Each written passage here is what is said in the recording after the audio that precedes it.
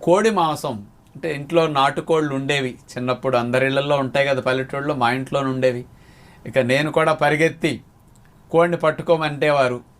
అందరికంటే చిన్నవాడిని కాబట్టి ఇంట్లో ముందు నేను పరిగెత్తి కోడిని మాత్రం వెంటాడి పట్టుకుని దాని మెడ మెలి తిప్పి నా చేతులతో కూడా అట్టాడు పాపం చేశాను. ఒక 5-10 సార్లన్నా నేను అట్లా చేసుంటాను బహుశా.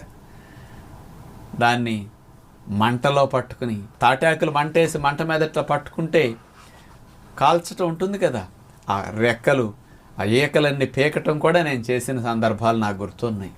అవన్నీ తలుచుకుంటే నేను అట్టాడు పని చేశానా అని ఇప్పుడు ఫీల్ అవుతూ ఉంటాం. కానీ మరి తెలుసో తెలియకో అలాంటప్పుడు చేశాం. తర్వాత దీన్ని మంట మీద అట్ట పట్టుకుని కాల్చాక తర్వాత ఇక అమ్మకిస్తే అమ్మ కట్ చేయటం. ఆ కోడికి అదైనా